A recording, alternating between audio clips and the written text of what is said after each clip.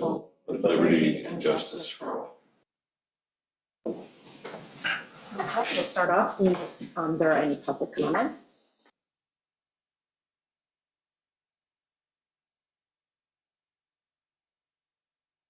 All right, there being none, then we'll go to upgrading septic systems, excuse me, in center municipal buildings. I have gotten some paperwork finally from the, we had received through Nick Laloda and Senator Schumer and Gillibrand, the $1.25 million to go towards municipal wastewater treatment. Originally, it was, the application was filled out such that it was for the combined system that was to be on Manwaring Road.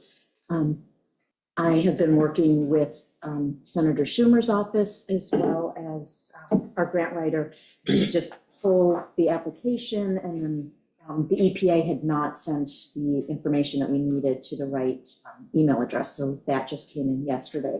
So as we start to look at whether or not we can use this to be used for individual IA systems, that's what we're going to work towards. Joe is going to pull together some information about which systems, what buildings, a little bit about some of the problems with some of them, what the cost estimates, which are very rough, might be.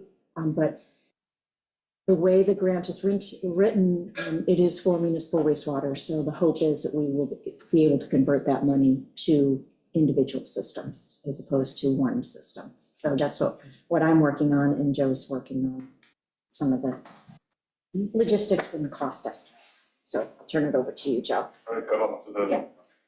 Sure.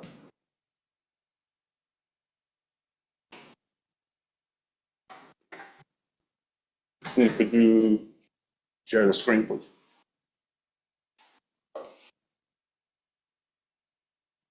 Okay. So, as I just mentioned, the purpose of today's discussion is just to review the status of the municipal building existing systems and to discuss possibilities for next steps on upgrading at each municipal building here in the center. Go ahead. We'll talk first about what we have at each site. Then we'll talk about solutions, cost estimates, regulatory challenges, etc. Which properties are you talking about exactly? Gonna get there. Okay. Yeah. Go ahead, Christina. So just quickly, hydrologic cycle here. This is a kind of a slice of Shelter Island. We get our water from the rain, percolates through, some goes over the top as runoff, some infiltrates through, becomes our groundwater. Eventually, the groundwater sits above some other barrier, be it clay or, in our case, salt water, and it makes its way out towards, in our case, Shelter Island Sound, kind of estuary, etc. Go ahead, Christina. This is a typical septic system. This is a similar technology that's used throughout the island. Given property typically has one well, one septic system, and we're sharing the same common water table. So following the flow path here, your wastewater can complicate water quality in either your well or adjacent neighbors' wells, but there's a very high level concept of what we have at these particular sites. Right, Christina? This is the heat map from the United States Geological Survey back from their study of data from 2016, 2018. The red spot indicates high nitrogen readings here in the center of the island. The larger footprint is Shelter Island. The dots in the image are the various well test sites where they collect the data and then generate the heat map from. Go ahead, Christina. These are the buildings that we're talking about. We've since removed the school. The school was part of our larger discussion when we were examining the possibility of a centralized system. But these are the remaining, and the residential house that's next to town hall was in that discussion as well. So that's been removed But what's left here in the center for consideration are the library, the fire department, the Legion, our town hall complex here, the police department, and the justice court. Note as well, though, that the library and the fire department are not the same municipal entity, so they're included here for discussion purposes because they're in such close proximity, but they're not. Go ahead, question. Yeah, doesn't the library have its own plan to add an A system with its renovation? They do. Why it's included here, one is because it may be possibly included in this federal earmark allocation that we have as part of a larger comprehensive plan. But also to showcase just sort of in totality, how much waste we're producing here in the center because they're across the street. And, if we're looking at a project to make improvements in the center, we're looking at all of the municipal entities, whether they're separated officially or not. And they were included in the original single system. Oh, the grant, the Yes. original grant, Mhm, right. Yes, Yeah, they had asked to be included in that as well as. at the time, yeah, So, as well as fire department. so if we're flipping this project over to individual IA systems, there is a possibility that even though we are the grant recipient, we may be able to work with the fire district, which is its own municipality, and the library, which is its own taxing. And I guess financially, it's kind of 6 of one, half dozen of the other, Exactly. because if they do it themselves, it's gonna be part of a bond anyway. Yes. So we're gonna pay for it that way or pay for it this way? Yes, and if we can keep as much of the $1.25 million locally, and they are shovel-ready, and we need to have shovel-ready projects, then I would definitely advocate for that. I hear you. Yeah, there may be an advantage to projects that are ready to go with how the details of the earmark play out. The other important note here is that with regard to the respective list, there's also the associated flow or output from each facility. It's called the design flow or the hydraulic load. And that number is calculated based off of code for how the building is used, how big the building is, what kind of service it provides, whether there are people there every day or whether they are like employees or whether it's for, like at the Legion, for instance, if it's an audience for a show. And that's supposed to represent the design flow, worst case, heaviest day for every respective building. And what I think is important to note here is the Legion, for instance, is a very high number relative to the other buildings. And that's going to be part of the discussion later in terms of, what buildings are the simplest or where you can have, for instance, the most impact. If you're allocating a limited amount of funds or effort, that can be part of the conversation if we want to attack the buildings that have the highest flow, or perhaps we want to attack the buildings that are the easiest and most straightforward in a phased approach. So just taking note of these numbers. The rest of them are relatively close. The library's number, for instance, is an estimate, but it's on their new design. So we don't expect that number to go up because of their renovation plans. That's actually an elevated number from their previous one. Go ahead, Christine. Showing impact on what's happening to the wastewater in the center. This is a groundwater modeling that was done as part of the investigation for the centralized system, but the dots in the center are the respective leach fields, the septic systems that are in place at our existing buildings. The red lines show the flow paths through the aquifer from where they first enter at the building all the way to the surrounding surface water. So we've discussed a few times how we are right in the center of the aquifer here at the circle, more or less at Town Hall, which is why you'll see the groundwater flow direction starts to change directions if you just go a few parcels down. So those dots slightly further north on the page, the police department, justice court, you'll see that their wastewater flow is starting to go towards the northwest, whereas the buildings just a little bit to the south are trending down towards Menantic Creek. And much of this has been validated through our center testing effort. We saw results with nitrogen trends that were consistent with this modeling. And I think this really represents historic thinking and, certainly historic knowledge of the area. Next slide, please. So where does that put us? Okay, what you're looking at here is an aerial map of the center, 114 at the traffic circle. The large white roof is the school. That's Fisk Field across the street. And the circles or the bullseye represent well and septic arrangements as they are today, with the exception of the school, because that's not been updated. The turquoise dot is the parcel's well or wells for the given location. The turquoise ring around it is the separation distance needed for septic or whatever treatment equipment that you have. And the yellow bullseye or ring represents the separation distance from the well needed for your leach field. And so when we lay these out on a given parcel, we understand what space is available for siting a new system in agreement with the existing code. So the code says you have to be 150, 200 feet away from a well, from a drinking water well. And you lay that out on a given property and you start to see what space you have available to put your new one. The purpose of this drawing is to show you, for most cases, we don't have any space. And that starts the discussion about complications in laying out individual systems on these properties. Because when you add in the respective separation distances, property line setbacks, effectively each of these properties showcases how much nonconformity there is in their infrastructure.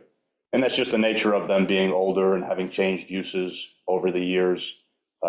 It's quite common, but it does represent a challenge when we're looking at replacing infrastructure on site. And it sort of segues into the next conversation about how the TAO board wants to handle these types of upgrades, given the sensitivity to use, land use, facility use, spatial planning, with respect to these individual systems. Next slide, please. So what are the major considerations that we need to talk about with moving forward with individual systems? Space has become a big problem, and the well locations are really what's driving that. We can move forward with individual applications for septic upgrades at these sites, but they're all going to require various levels of variances, board of review approvals, which may come with additional stipulations that drive cost and complexity, like well relocations, rearrangements of the facility in terms of where parking is. And so as we look at the list of all of the municipal buildings, there are some that jump out at us as easier and some that are a little bit more complicated. The town hall facility, for instance, is a good example of a property that has some more space to work with. It's still non-conforming in our current arrangement, but we don't quite have a master plan for this facility yet. We don't know how we're going to use this facility, if we're going to make any substantial changes. And that's a risk for investing in what could be an expensive system at a facility that you may rearrange. We talked before about how the design flow is related to the size of the building and how you use it. We could potentially design a system for the town hall complex now that meets the current use, is suitable for the current building design, occupancy. But if this building changes in the next 5-10 years, where there's more people working here, or we need to rearrange the structures, you could potentially make that system inadequate because you don't have enough space or you don't have enough capacity. And so that's a vulnerability for this parcel, particularly. The police department, justice court, are really well suited candidates for upgrades of individual systems. They do require variances, but when we look at the likelihood that the buildings are going to change use materially, significantly in the coming decades, it's pretty low risk. The flow rates there are manageable, they're not very, very high. And so all those kind of combine to be an attractive location for further consideration. It's not to say that you can't do an individual system at any of these places, but there are some that just don't make a lot of sense for where the town is in terms of their long-term planning. Yep. Could you just address or talk about the possibility of maybe two buildings sharing a system? Yes. Yeah. So one thing I hope this discussion will segue into is exactly that. You know, a big part of why the effort last time went towards a centralized system was that it eliminated many of these individual site issues and it preserved flexibility for building use in the future. So if a property like the town hall complex wanted to be rearranged in 10 years to have more office space, housing, whatnot, rearrange the parking with any sort of a centralized system that connected a few of these parcels and treated one location, be it up here, you know, wherever, you retain all of that site flexibility because you didn't occupy, you know, the entire parking space with one of these new individual systems. Generally speaking, we're tight on space anywhere in the neighborhood. When we looked at the centralized option over a year ago, we had considered space at Fisk Field for connecting these buildings and keeping the treatment relatively close by. We also considered space at the fire department in the yard next to it. There are a few vacant parcels that could be considered for purchase in the immediate vicinity, but those were all layers of complication that at the time, you know, weren't pursued as part of the project because they would either take too long, like purchasing a property, for instance. They also relied on other municipalities to agree to that kind of relationship. So if we had considered Fisk Field, you know, obviously that would have been the school's decision to let the town build this system on their property. At Fisk Field, for instance, there was concerns that other regulatory issues would compromise the use of the field. For instance, you know, if we had to put fencing around any of this equipment, even though it's below ground, it may impact the use and the aesthetic of a place like Fisk Field. The fire department, for instance, was another example of how they are a separate municipal entity. They didn't even engage in the project directly. We came to them with the opportunity to say, hey, do you want to join in? So, you know, some of that was a little bit of understanding the relationship and kind of an ask, but that is something that can be revisited. Certainly now that the participants have changed, like the school potential, well, certainly the school is out at this point. The library has plans to do something on their own. So if we were to look at centralizing the remaining buildings, the footprint could be smaller because there's less flow now. Some of these buildings have elected to go on their own. So that is a big option that could help, I think, increase our level of treatment and streamline some of these site-specific issues we're talking about that individual systems would place on it. The other really, I think, relevant thing to discuss, and I'm getting ahead in my slides a little bit, is that the town buildings are all on their own wells, and these are generally non-community wells, which is a step higher than private wells. So non-community wells are one step below, you know, a full-blown public well, but they do have higher levels of regulation for testing, treatment, setback distances. It does make getting variances harder for septic systems because it's a quasi-public water system. And so if centralizing the wastewater option wasn't something that we could strongly consider, centralizing the water delivery system is something that would have a similar effect in freeing up a lot of those setback issues and those space constraints. It doesn't obviously change your situation if you still went with individual septic systems and then wanted to rearrange the town or complex. You'd still deal with the same issue of the septic system being in the ground and potentially being in your way. But you'd probably have a lot easier time. You certainly have a lot easier time getting that in the first place if you were to take all of those wells out of the way, so to speak. All of those bullseyes we just looked at are the well locations. So if you delivered that water via a centralized system, be it here, down the road at Sachem's Woods, a connection to West Neck Water. And any of those options all create the same circumstance where the wells become removed from consideration and you have a lot greater ease of getting these individual septic systems in place.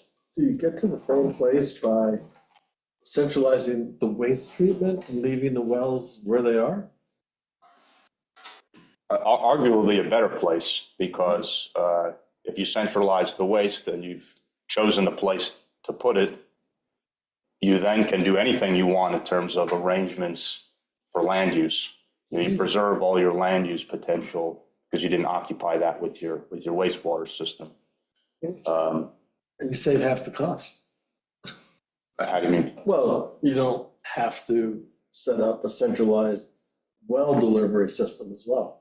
You can leave the wells where they are and move the well to a central place. Yeah, you could do that.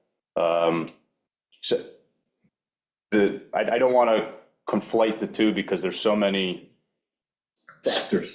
factors in those two pieces of infrastructure. Generally speaking, from a planning perspective, infrastructure-wise, usually approach the water delivery system in terms of supply infrastructure, and then with waste, because it's usually cheaper to do and more advantageous to do water delivery infrastructure before centralizing sewer. Those aren't rules or anything. That's just typical practice. So in this case, it could make sense. One challenge that we have with regard to water delivery here, which is not really the emphasis of this presentation, but it is something that's going to be before the town board soon, is that because we are a non-community water system, we actually have a mandate to improve our treatment systems at our town buildings because we don't meet spec for whatever reason. We don't have the correct water quality. We don't have conforming septic and well installations in the first place. And so the amount of money that we are spending as a township on running these non-community wells is increasing drastically. For this upcoming budget cycle, for instance, there's going to be a line item for $100,000 to install mandated treatment systems at the town hall building and at the police department. That's something that the health department has come and said you have to do simply because of your existing conditions and because of current law. I think it's pretty clear that those types of expenses and complications are going to increase over time. We see there's new PFAS regulations now, which is effectively going to mandate filtration for any level of PFAS reading, which we already know we have here. It's under the current limit, but the future limits we're not going to meet.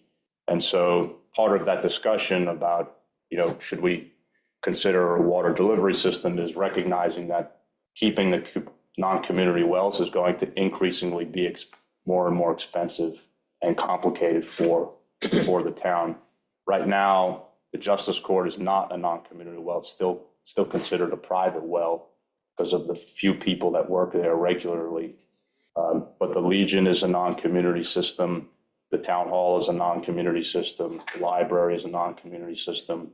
And the police department is a non-community system. So we're pretty exposed in that regard for changing regulation. And if there was a time to consider that, certainly while you're evaluating your wastewater options, because it could have substantial cost benefits to the wastewater infrastructure if we were looking at a community water system for municipal buildings as well. And it's actually one of the recommendations that I land on is something that should be considered as we talk about, expenditures for wastewater here and planning for wastewater here, because it could have a huge impact. Where did I leave off? You Sorry just if I did water sidetracked. supply regulatory changes, so. Okay, so I touched on that stuff, yeah. Yeah. Oh, the other thing I wanted to stress was that pending the federal earmark money, this can be a very phased approach. We'll get to the cost estimates in a second, but we could take conceivably one or two parcels at a time and do those to contain costs and to contain complexity. If the federal project, we don't know the rules yet, sort of mandates it's all in a cohort, that's quite a big project.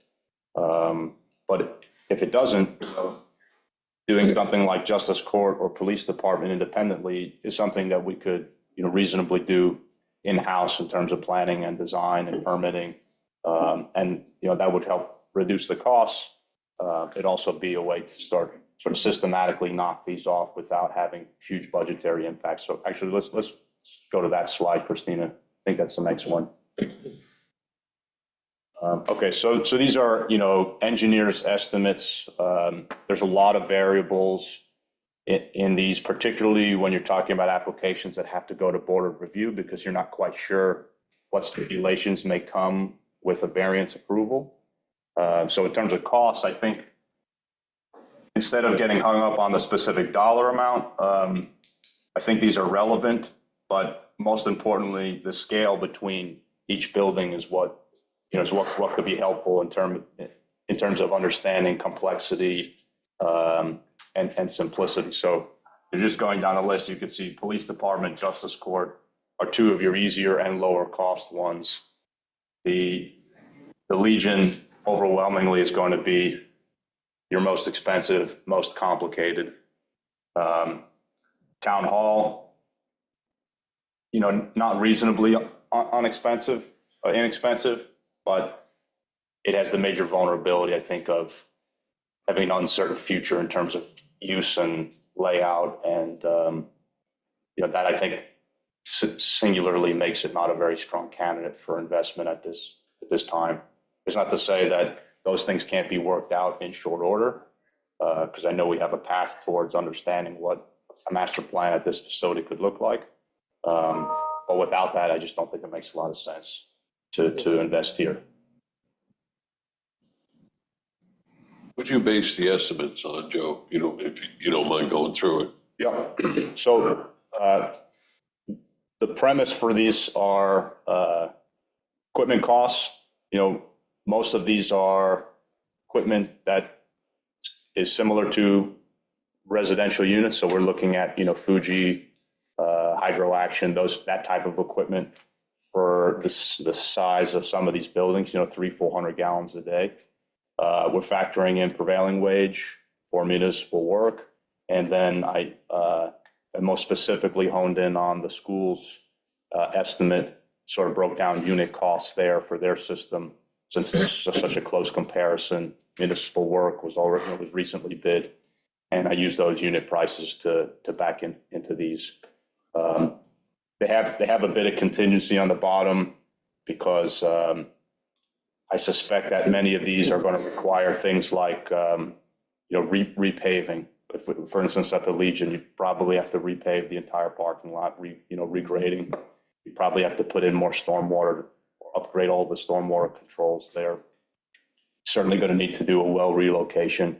So those things sort of stack up on cost. And that's why these numbers vary significantly with like a typical residential estimate, even though some of them are similar in size. We're looking at the design flows, 333 gallons a day is not outrageous, certainly doesn't even approach the realm of a commercial system in terms of size.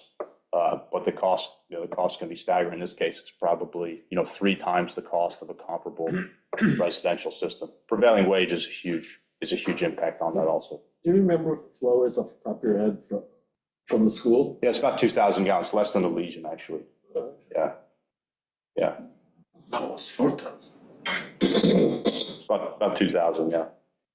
So, the Legion is a great example of a flow number that we can't, it's impacted by things we don't have a lot of control over. I venture to say that the daily flow out of the Legion is, a fraction of what that is, but we don't get to play with that number. It seems high, but I'm not sure what goes on over there. So. Oh, well, so how that number is calculated at the Legion is, if you're a restaurant, it's number of gallons per seats. And the seats are already, approved for like fire occupancy and square footage of the facility. If you're a bar, it's a certain number of gallons per seat. If you're like an auditorium, it's a certain number of gallons per square foot. And the Legion is like one of the worst combinations of all you have a restaurant, you have a bar, you have public space, you congregate there, you have events there, and it just drives the number up. That building, John Cronin attempted to do this at that building several years ago, more than several years ago now. And it's extremely challenging from a regulatory perspective. The well failed at the time. They couldn't get a permit to relocate the well and do the septic at the same time. And so the effort stalled and ultimately, failed at that location once before. The Legion is a good example of a building that perhaps the juice isn't worth the squeeze quite yet on that one. We know that the flows are less. It would really benefit from a water supply to take its well out of consideration there. That would reduce your cost significantly of having to do a well relocation and a new community well installation, and it would pretty much open up the whole parcel. There's not that many neighbors around there because it borders Fisk Field, so it's actually much more streamlined if you were to take that well out of the way, but that's not the case as of now. Is it at all possible to ask the school district to take the well into their property, or is that something that can't be done? That can be done. That's a community water system once you link these buildings together. Their well, doesn't have the greatest quality, so I don't know if that particular one would be worth investing in.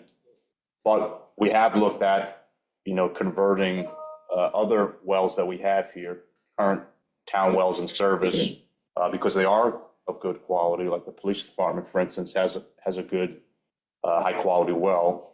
The costs to do that are significant, though. Just to connect the buildings with the required infrastructure to code is still significant. And the maintenance and management of the system. Operating the systems are operating a non-community and a public water system are similar, but it is a burden. Somebody has to go there every day to operate the system. So you become incentivized, I suppose, to do not just one of the buildings, but do all of them if they're in close proximity. In that situation you just described, linking to another well. Yeah.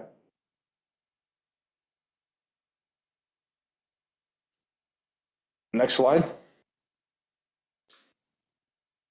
Okay, so I pretty much went over all these things already, but these are the next steps and recommendations, I suppose, is to assess the viability of the federally earmarked funding to see where this money can be applied, to really hone in on the police department and justice court.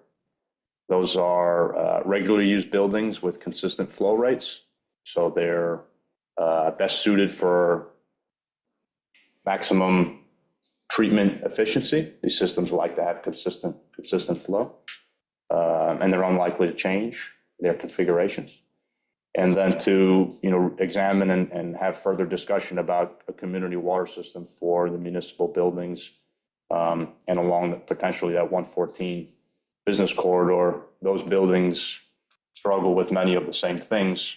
We talk about trying to promote IA installations, particularly commercial applications.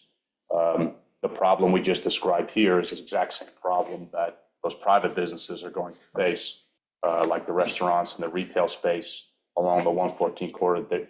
They are really going to be challenged to put in IA treatment because of these same problems. Their wells on site are already regulated as community systems. They typically don't have enough space. And so their costs are going to be far greater than like your typical residential conversion to IA systems. So I think there's an argument to be made there for, a discussion at least about how this might help those businesses get out of that regulatory gridlock, and to have an incentive to put in those IA systems. And the vision here for the community water system consideration is to have Suffolk County Water manage it? No, not necessarily. We looked at trying to do this on our own. That's totally an option. Converting one of our existing wells or a couple of those to feed a micro system that service these buildings or perhaps, some adjacent ones. Those are all, in concept, I think, reasonable. The cost will be different, the complexity is different. One option that we had discussed in the past was using Satcham's Woods to provide sort of a singular main from that corner down by the IGA up to here. But that's just one option. We met with, I met with Gregor Well Drillers to examine the price of converting a well or sinking a new one in for just these buildings here clustered, no commercial or private parcels.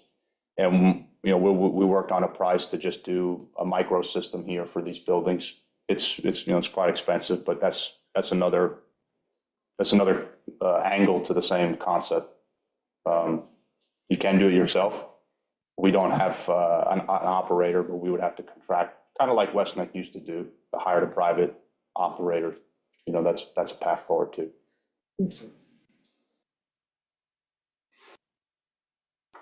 And that's it. That was really helpful. Thank you. Thanks. Well presented, well done. I think I've asked enough questions. Any other questions? Question to you, Amber. You've talked about a facilities master plan. What's the status of that, or where does that stand? The money that we had earmarked for that from last year's budget was coming from ARPA money. And when we've been working with the accountants, we cannot use that for design work. So we just closed June numbers, Shelby did last week. So I'm going to sit down with her to see whether or not there are other things the town has done that would qualify for ARPA money that can then be reallocated, that $65,000 to go towards facilities master plan. So it's been held up because the source of the funds is not in the proper place in the budget. Is there grant funding? Any other sources of grant funding? Generally not for the design work. So, all right. So that's part and parcel of like moving forward on all of these initiatives, is trying to figure out how to get different things paid for. So we're working on that.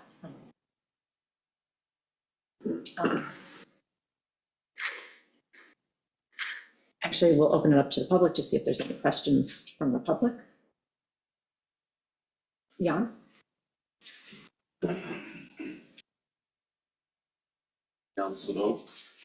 So, I'm just surprised by this cost estimate that is just so high. I mean, for example, the buildings here, this cluster, projected flow 333 gallons per day. That's like average residential house, 4 bedrooms, nothing. I mean, AI system for such house would be $30,000 to $40,000 max. So why is it 150K? Perhaps there should be a closer look into the assumptions that went into those estimates. And also then on top of it, all the costs, then you have all this padding, one padding, second, third, totaling something like 25 or 30% of the costs. So that's my one comment, to examine the assumptions that went into those cost estimates, because I'm just surprised. I mean, flows are not that big except for American Legion, and even that is kind of padded because I understand that there has to be number of seats, calculated a bar and rest, food and so forth, but that's, during the week, the American Legion is not used that much. I understand the design of the septic system has to reflect, calculated usage, but realistic usage is gonna be a fraction of that. I mean, so that's one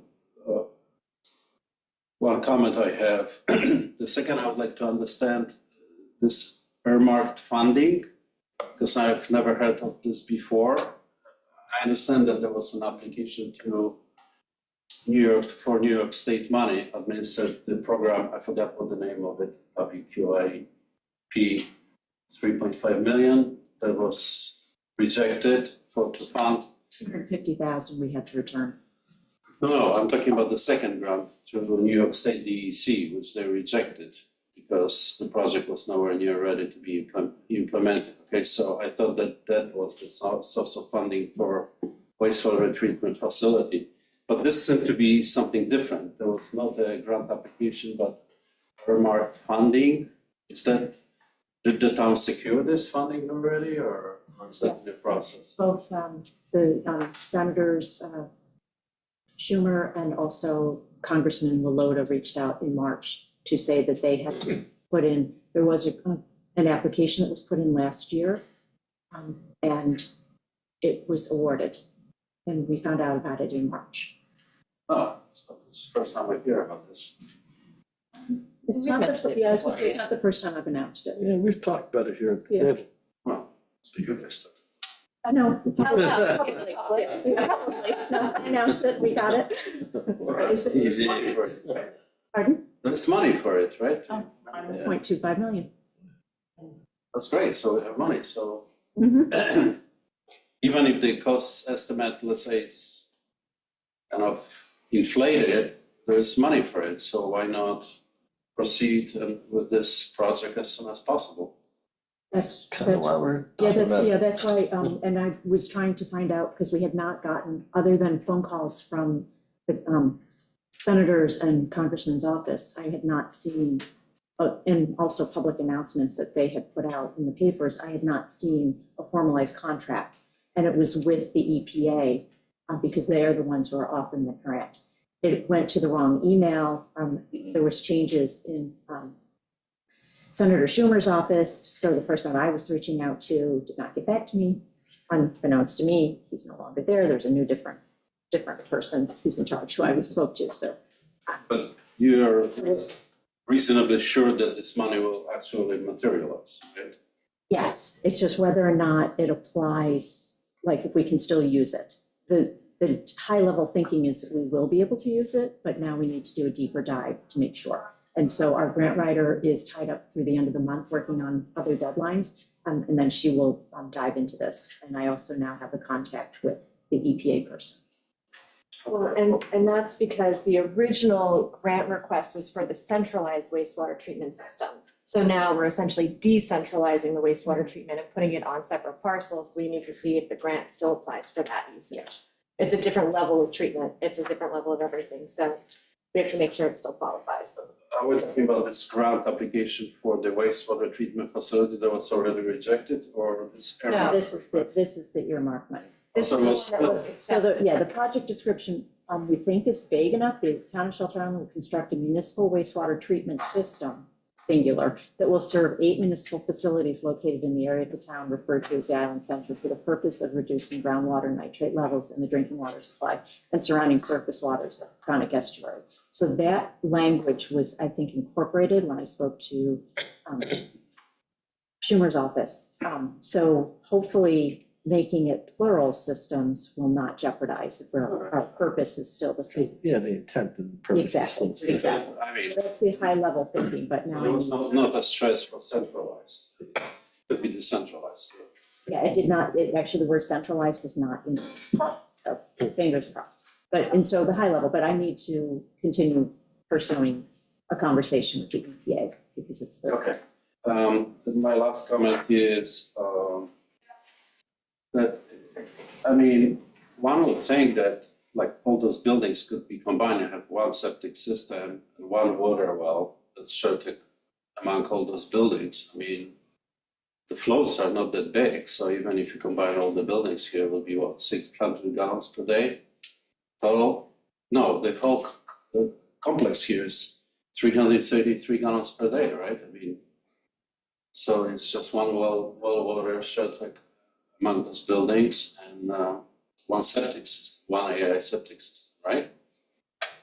Would that make sense? Was several thousand gallons for all of these. No, Buildings. excluding American Legion, that clearly is separate. But this area here, right?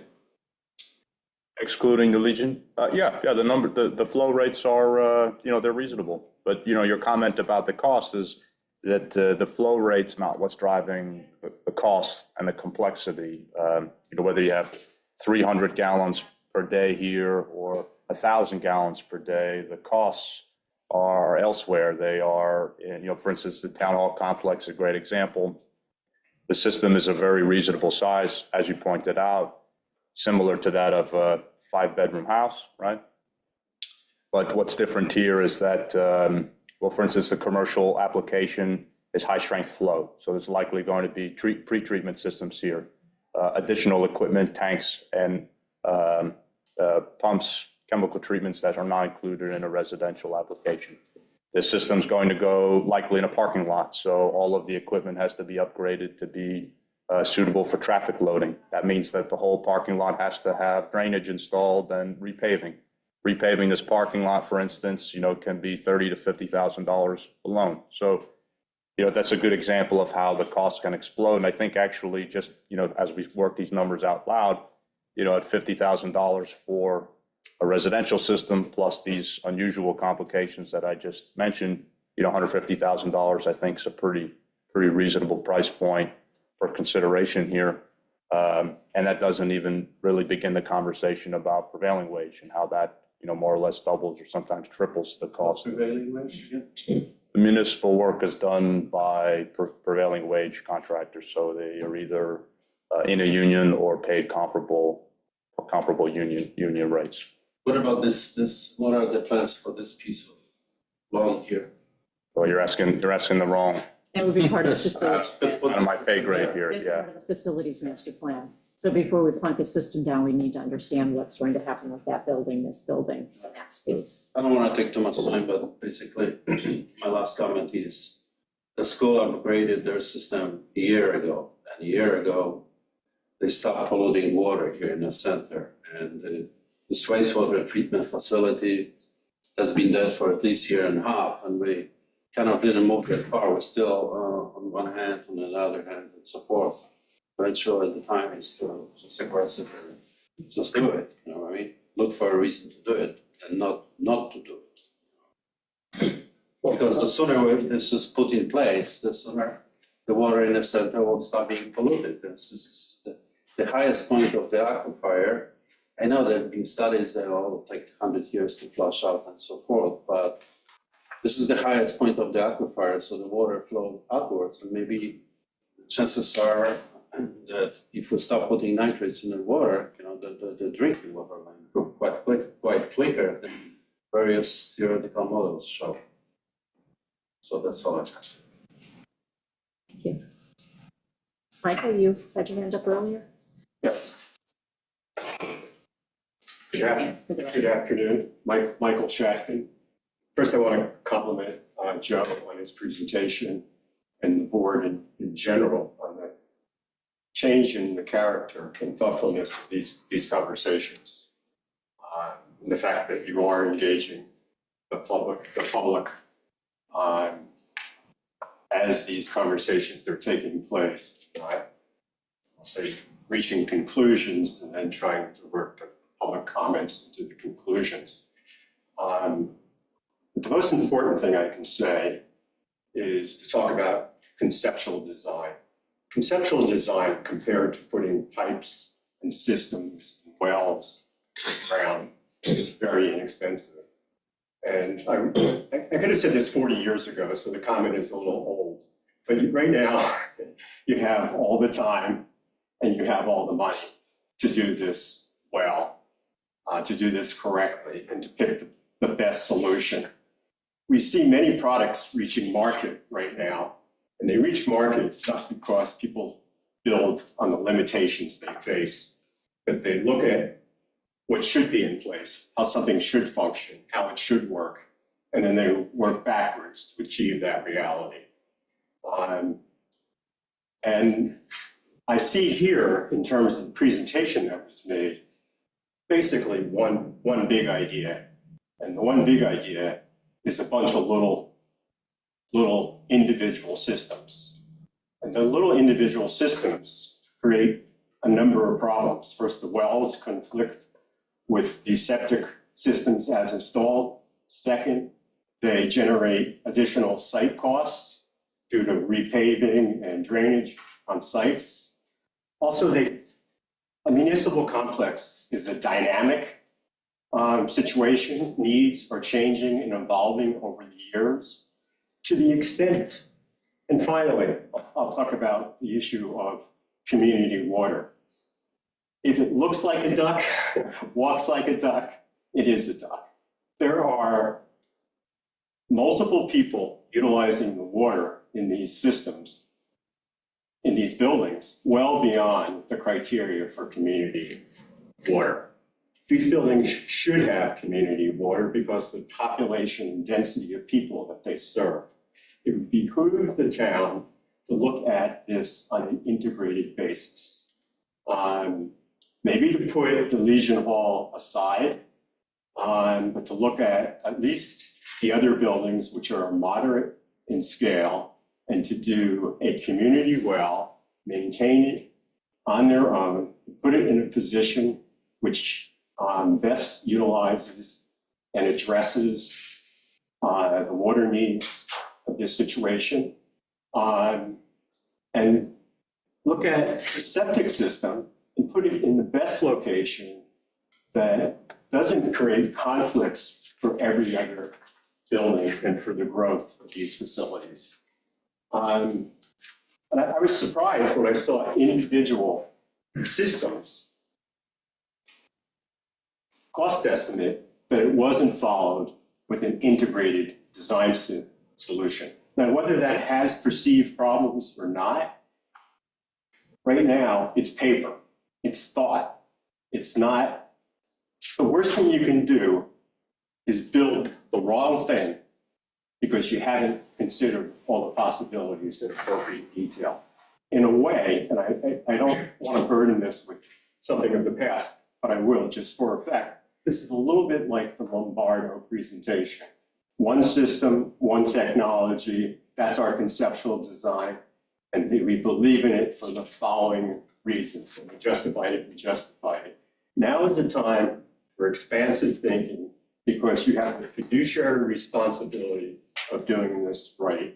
And part of doing it right is studying all the alternatives, not just one, and saying that's the one for the following reasons. I would like to see an integrated water and septic system alternative stood up against the individual ones and see how that fares. One other comment of a lesser magnitude that I will say is there are ways of establishing real flow for the Legion Hall.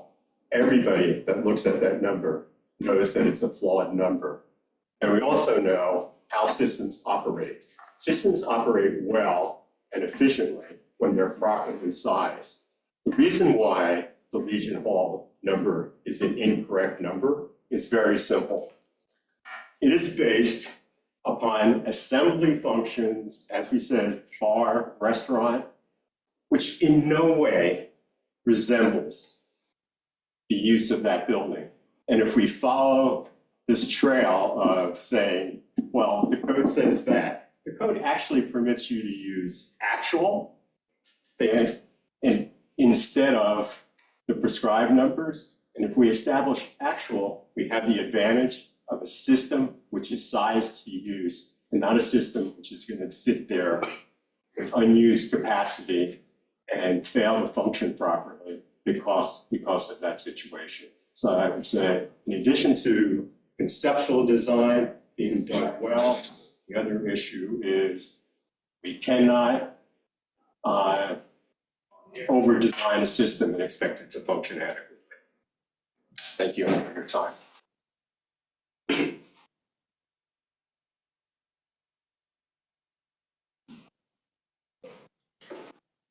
Lisa Shaw.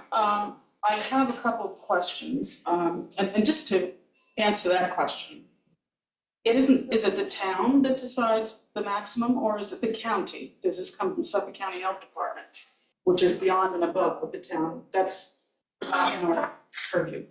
We cannot change those numbers. So these inflated numbers of usage come from the county's calculations, not the town's. Well, they're not inflated. That's the Well, calculation based off of the code, but the usage is sort of segregated from how the code determines it. And as Michael described, there is a path where you can argue at, average flow in those board of review hearings. And we've not had success with that historically, but I think this is a strong case. I wouldn't expect that number to be cut in half because I think in practice, there are actually days where those numbers are quite high, perhaps not that high, but I think there are days that will come at least beyond half that. And the regulators typically hone in on that as a minimum. Nonetheless, there are many other factors at that location that drive costs. So I don't see that even if you cut that number in half, that the total cost of the project would be materially less. So even a 1,000 gallon per day system is still quite large and cumbersome.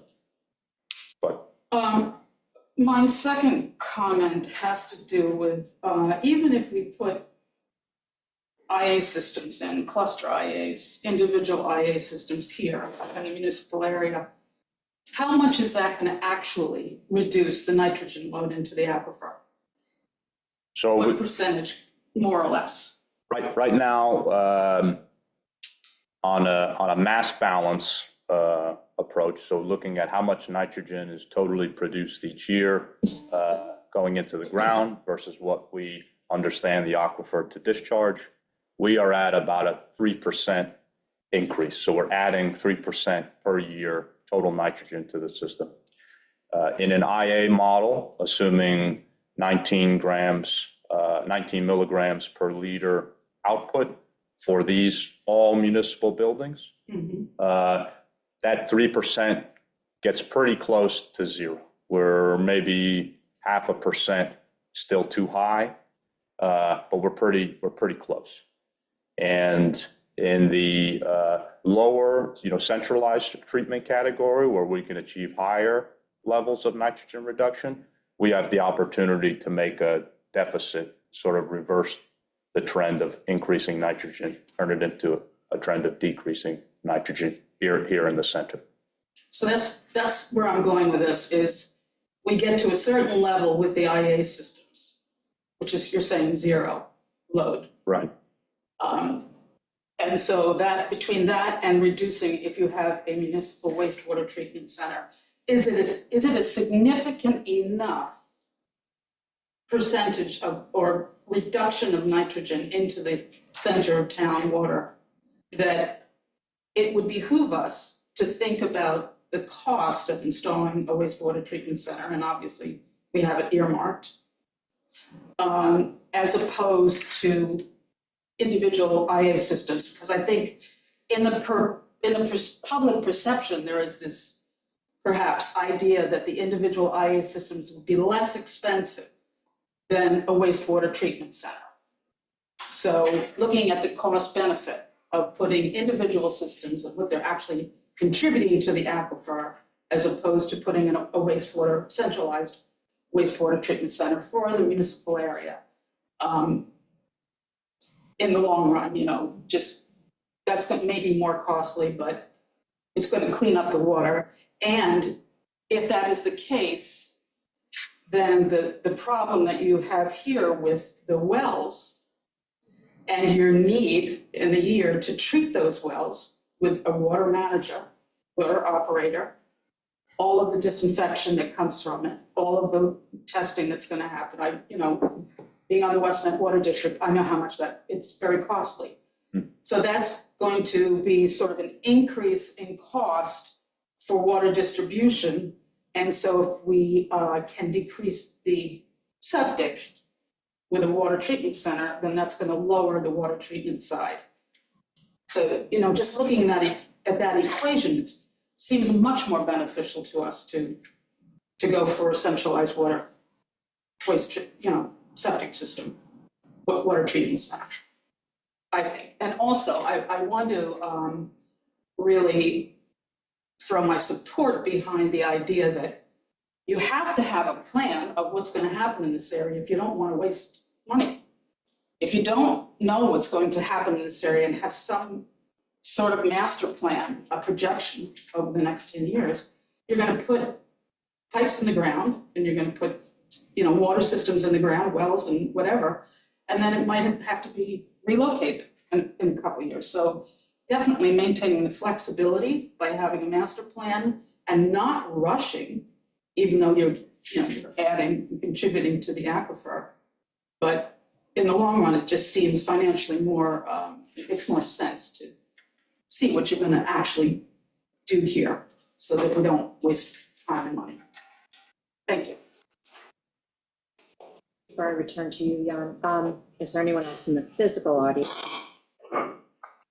Is there anyone on Zoom who wishes to speak?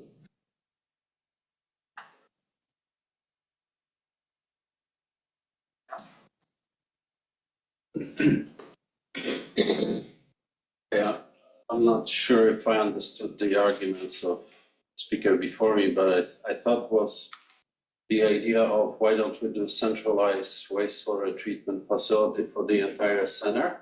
That's what it was? My comment, Yeah, for the municipal district. oh, just yes. municipal? Yeah. The same as that was proposed by the Lombardi presentation, because that's what we were starting to see. Yeah, but I thought that the discussion is over now, and we went through months and months of discussing this, and this is over. The flows are not that big here. Even including American Legion, which is hugely, I think, overstated for whatever reasons. So there's just a couple of IA systems you put in the ground quickly and be done with it, okay? If there was to be wastewater treatment facility for entire center, and 400 homes times 300 gallons per day, that's 120,000 gallons per day, that's huge. It'll be 10 times, For the municipal building. I'm sorry, just for Just municipal building? It's not all the residents. Systems, you put them in the ground and be done with it, okay? I mean, we're gonna be discussing centralized. I mean, we went through months of this, and I thought that the consensus was eventually not to proceed with this for many, many reasons, okay? So I'm not quite sure where that's coming from again.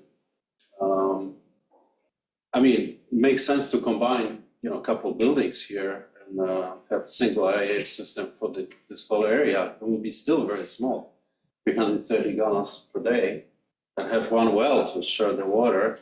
And this what did you call it? Non-municipal water system?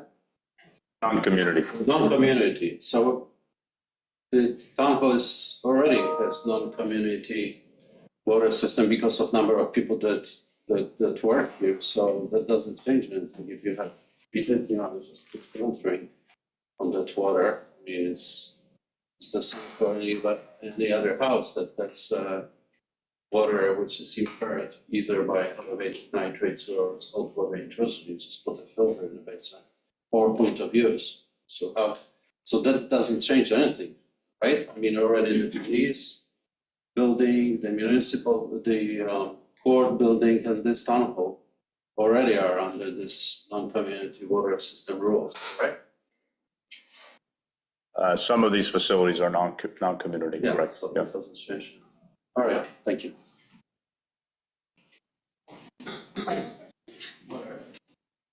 Mr. Shaw? Just wanted to address one other comment. The idea that there's a sequence to this, that you have to have a master plan for all municipal buildings is not one that exists quite as literally in the real world.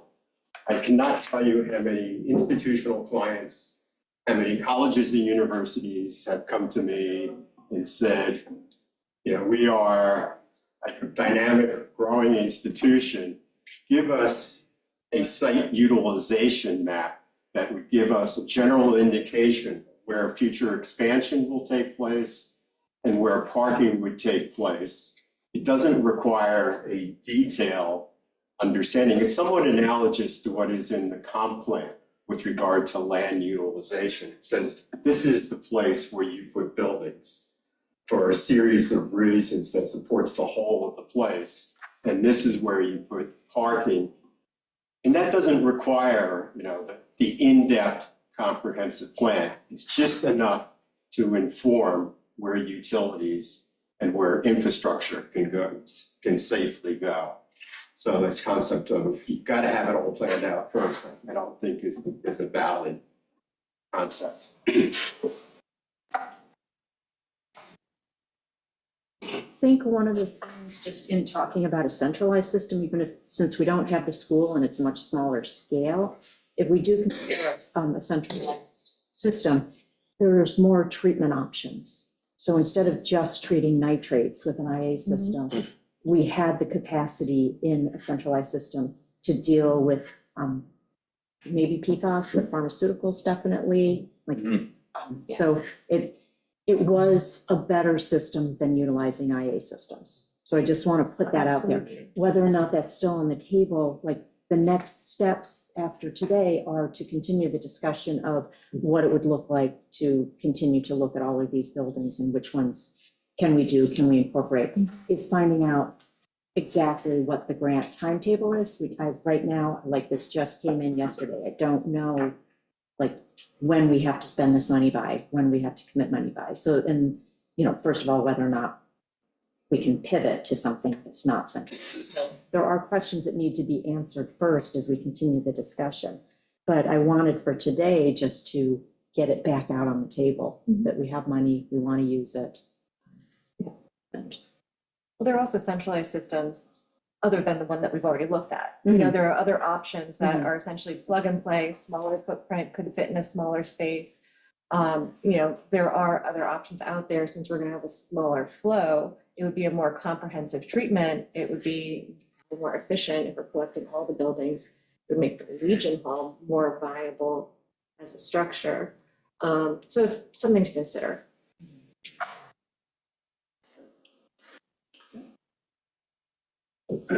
continued, but not quite.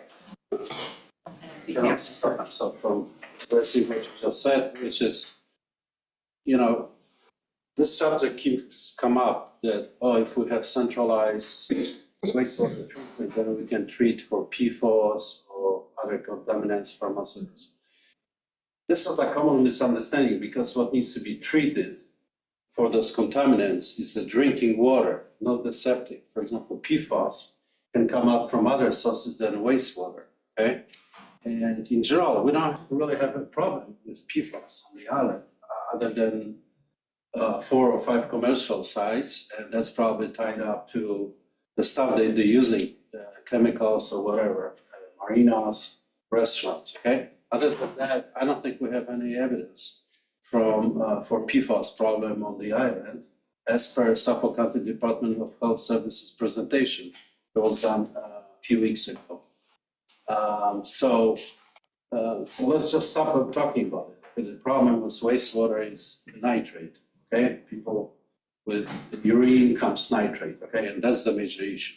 If there are other contaminants, you need to filter the water. No, it has nothing to do with wastewater treatment.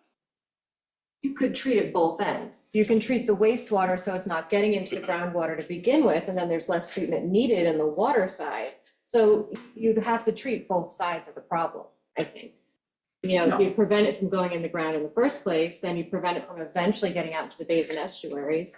It also presents a less Yeah, well, potential you for can public treat health issue. wastewater for whatever you want, what the purpose for, okay? What you need to filter is the drinking water, okay? That's what people typically do. And actually filtering PFAS, it's not that complicated. They're a pretty inexpensive solution. Just set another cylinder in your system to treat for it, okay? Those are pretty simple problems to solve.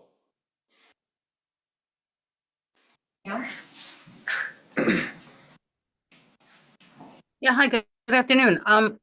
Really just a quick question. I think that there was conversation that in fact in town hall and the governmental buildings, there's really not sufficient space for growth, let's just say. I've kind of understood that your offices are cramped and you were considering that you might do renovations on the actual buildings themselves. I mean, I know the building department looks like it's very tiny for all that they have to handle in the course of a year. And I'm just wondering if there was any more conversation about that as far as renovating the actual buildings.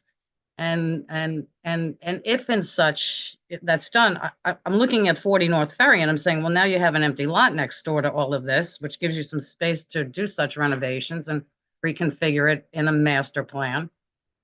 And it just seems to me that doing the treatments for the wastewater of, say, those three, say the assessor's office and the building department and town hall could be combined in one way and on one well, and perhaps, the police department and the justice court are separate from that. And that solves your 5 buildings that you're really talking about here. So I just wanted to throw that out there, because I did recall hearing your offices are getting small, and you're just running out of some space for storage. You've got documents in the police department, you're trying to fix that up with the historical society, I would think that would be part of your master plan. And I don't know when you start working on that and spending the $125,000 that was budgeted for it. Just something to consider, but I do appreciate Joe's presentation today. It's very clear. I did not realize that non-community systems have higher regulations, and those have been now increased again. So that would be something to look at island-wide. How many of these non-community systems do we have that need to be upgraded as well? But I really do appreciate the presentation and look forward to seeing how this gets moved forward to take care of the issues that we know exist. So thanks very much. Thank you. Yeah, just to reiterate on the facilities master plan, we thought we did have funding in this year's budget, but it was funded with ARPA money, which we later discovered early this year that is not, cannot be used for design work. So we're going to try and rejigger some things and see if we can move things that are ARPA eligible to be pulled from those lines, and then money that we had budgeted so we can continue the facilities master plan. So I just wanted to highlight that. It's not dead. It is something that we do need to do, and it does inform what we can do with the whole site. Is the capital planning and grants committee working on that, or what? Actually, Shelby and I are going to work on that, because we need to go through and start to really tear the budget. We're starting to, she's getting budget sheets and things ready, start tearing everything apart. So we're going to be looking for how to play the shell game, if there is a shell game to be played. What else is the capital planning committee working on? Well, the high rescue water vehicle, that grant application went in, the application for Fresh Pond. When that application, both, actually 2 applications, the county and the state went in. And we have all of the departments, well, not all the departments, some of the departments put in some requests for next year. So we have, I think tomorrow, no, not tomorrow, Thursday, as one of the department heads is coming in to make their pitch for something. So then the committee will take a look at all of the requests, compare it to last year's budget, just to sort of see what can we afford, and then we will present it forward ahead of budget season starting, so we know where we're starting from capital plan. And then also what Joe came and presented on a couple of weeks ago with the road raising, surveying all the roads to figure out where our low points are and what our plan should be for that, figuring out how to move forward. Yeah, so the capital planning and grants committee used to be more comprehensive under Jim Colligan's leadership as the chair. It was sort of covering different projects, what was going on with the highway, what was going on here, there, and everywhere. We are much more focused on making sure we're getting grant applications in. I just saw as we were sitting here, another support letter for the high rescue vehicle. So those types of things, like reaching out, making sure we are spending the time looking for the right grants to support these Sorry, different for the initiatives. high water rescue vehicle, something else came in? Oh, just another letter of support. Ah, Yeah, so we have one from Ram Island, we have one from Harborview Acres. Is there another area that gets cut off by flooding? And so having their support. When I went to their association meeting a couple Sundays ago, it was evident that they didn't get cut off. And so they're looking at a cut through in the back across some LIPA property in an emergency, but this would help. So. I make just one more comment, very briefly. Talking about PFAS and the fact that Lisa Shaw can. that there's no problem. There is very much problem. There's PFAS that was found in West Neck Water District a few years ago, and it's detected in many municipal districts. And it is a problem because now that the federal government has reduced the MCL to 2 parts per trillion, many water districts are having to scramble. Because right now, New York State, it's, I think, 10 parts per trillion. That's our MCL. As long as we're beneath that, we don't have to treat. If we have to follow the, I think in 3 years, the mandated federal guideline, everybody, all of the small municipal water districts are gonna have to treat. And they treat with granular activated carbon systems, which are, last I talked about it with somebody, about $3,500 per well. That's not small change. So they can get very expensive depending on how many wells. I just want to clarify that PFAS is a reality and it's here and we're going to have to treat it, and the federal government is saying we got to do something about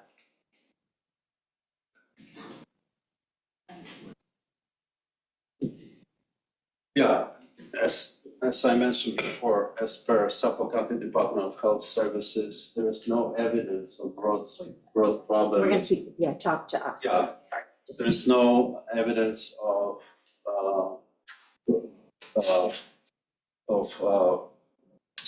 broad spread of PFAS problem on Short Island. It's only a few commercial places, and Suffolk County and West Neck Water District. It could be as simple as that you have Teflon tapes on your pipes. And again, this has nothing to do with wastewater treatment. It has to do with water system. So yeah, if you have PFAS near water system, it needs to be filtered out. But that has nothing to do with wastewater, okay?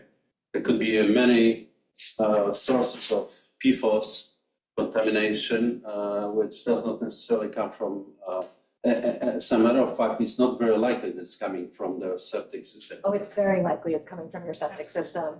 That's just not true. It is definitely coming from your septic waste. A high amount of PFAS comes out in your laundry, in your showering, in your shampoos, and things of that nature. So That's it's, phosphates, okay? no, that's PFAS. That whole family of chemicals, there's thousands of them that fall into that family, and it's very highly detectable in wastewater. Okay, well, I mean, it's not what I understand, the laundry and so forth, that's general phosphates, okay, but whatever.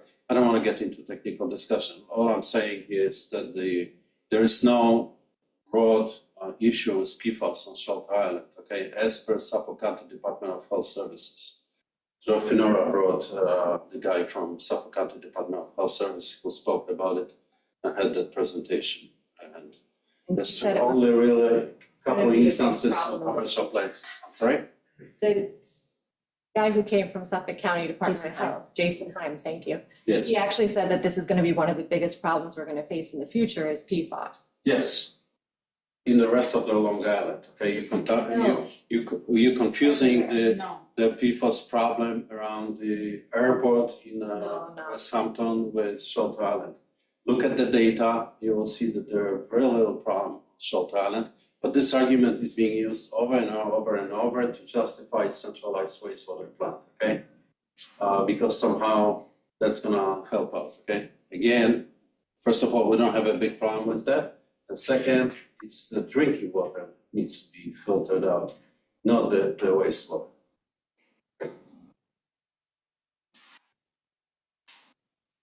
Amber, may I speak? I'm sorry, I can't raise my hand. Yes, Phil. Sorry. I agree with Meg.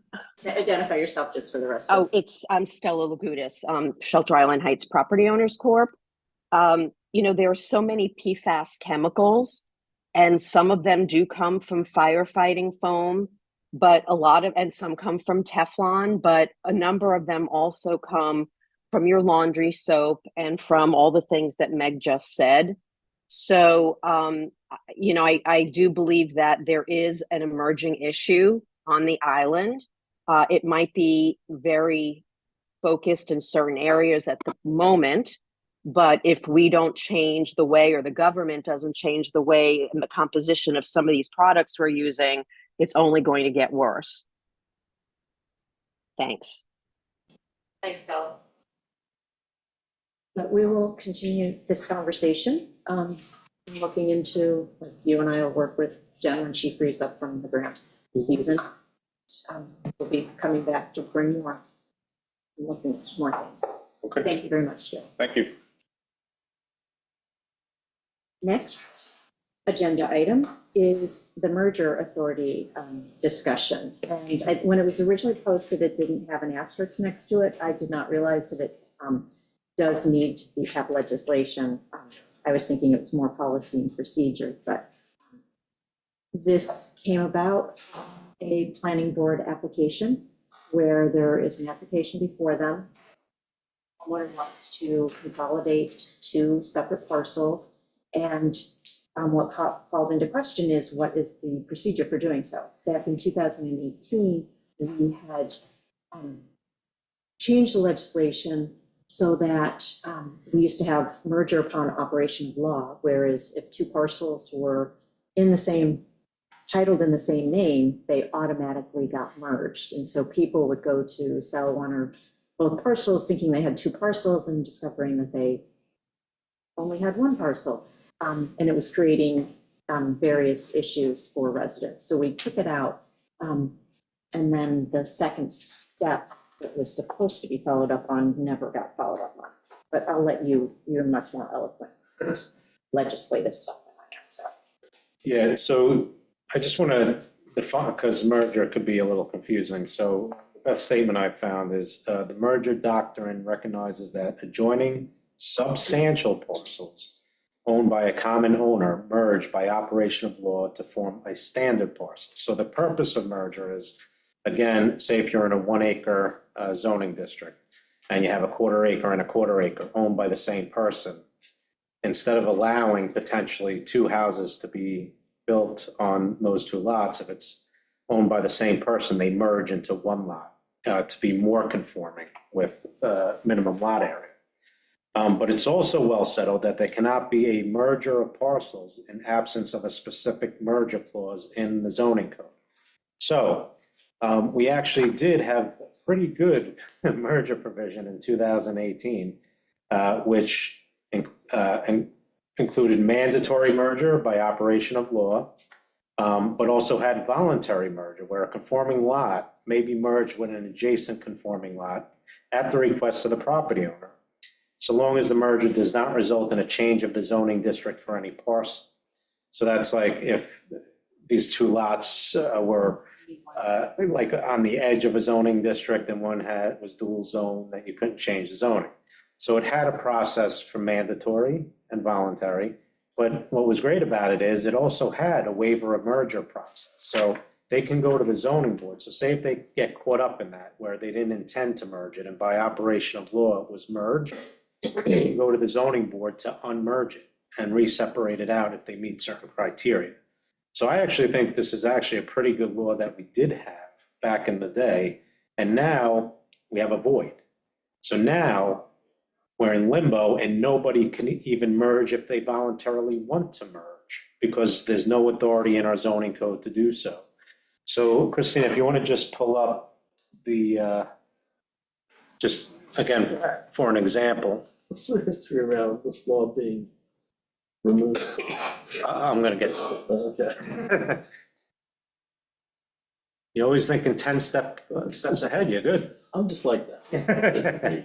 Chess and checkers, chess.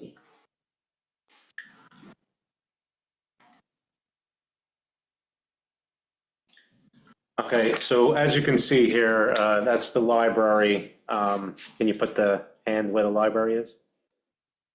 Awesome. So that's the library, and then they own the parcel right next door. Both these parcels are located in the B1 zoning district, and the minimum lot area in the B1 zoning district is 1 acre. So both of these lots are owned in the same name, the same entity's name. Lot 1, for just purposes of this discussion, is 0.62 acres. Lot 2 is 0.57 acres. So each standing alone is a substandard lot. It's smaller than 1 acre. So under the old law, these two lots would merge as of right, and they would have this one big lot. Currently, there is no law to merge them even if they wanted to, and there's nothing compelling the merging of these two lots. So right now, arguably, the library can't be using that adjoining lot in connection with their operation. So we have an urgency to fill the void with something. Now, as to your question, why the heck did they do it? There was a pretty well-reasoned resolution. It says it has come to the attention of the board that the merger provision was commonly by operation of law and without notice creating these merged lots. So someone unbeknownst to them would think they have, again, in the future, an extra lot to maybe sell off or maybe to build a house for, a child or something, then realize they can't because it was merged. But again, I'm not sure why they went forward with it because they did have the opportunity to waive that merger in the code.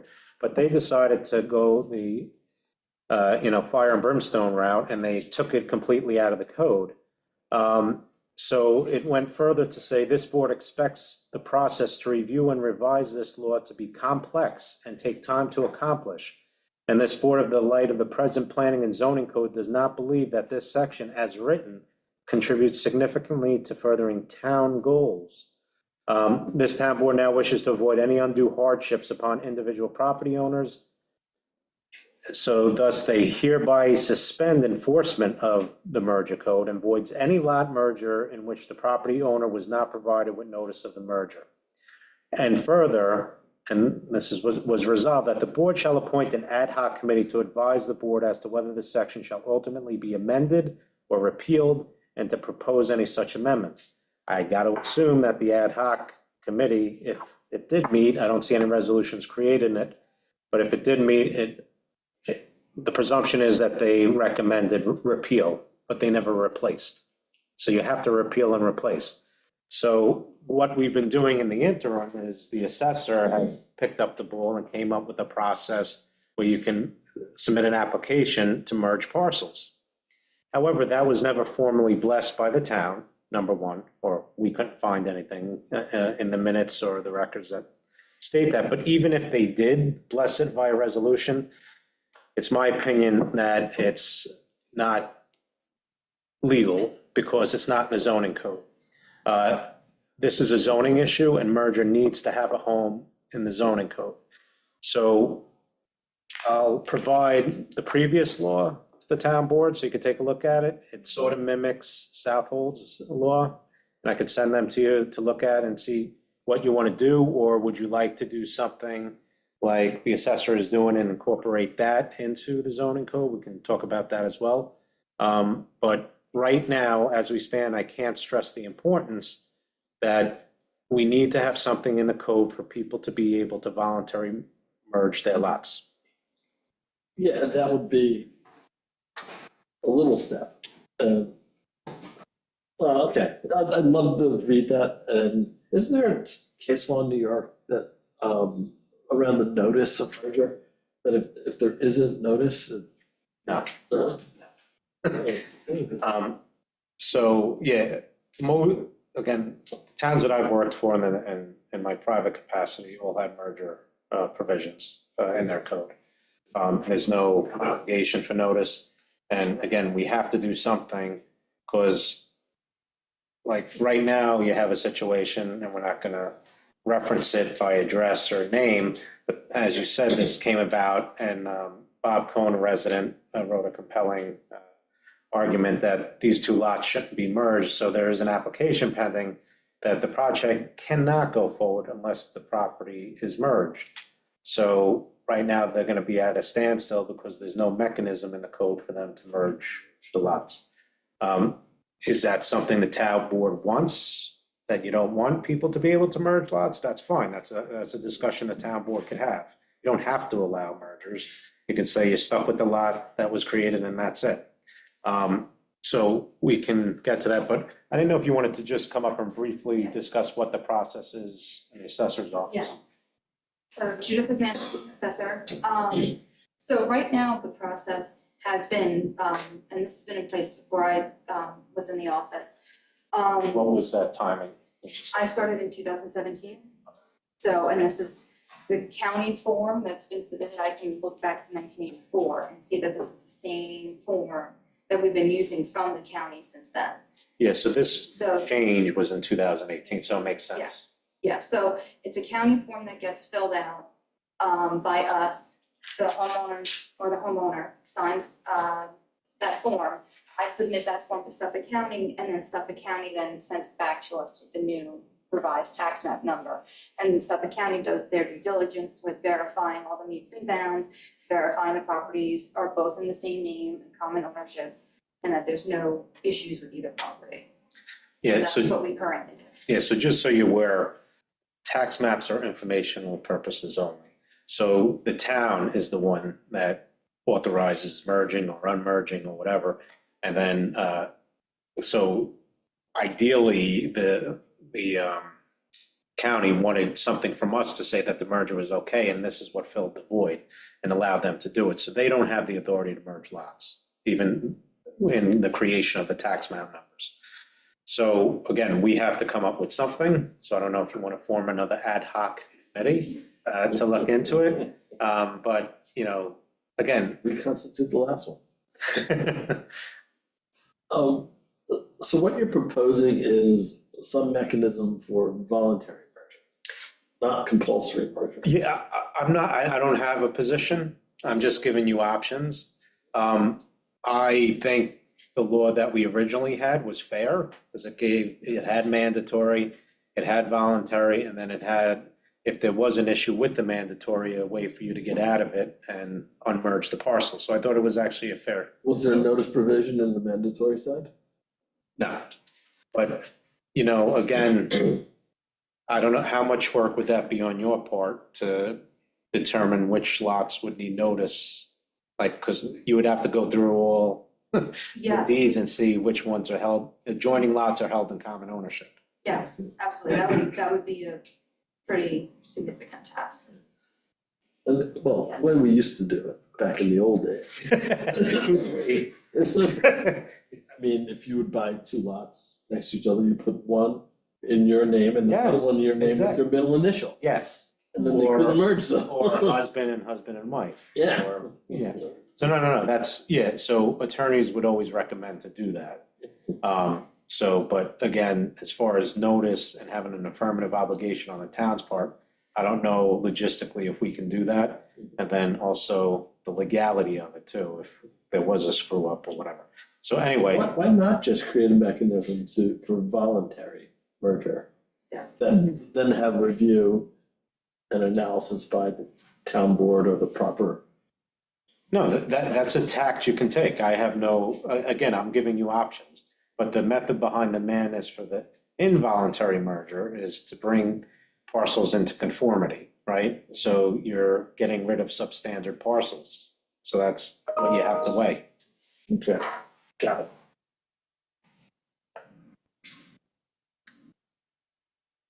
How would we like to proceed?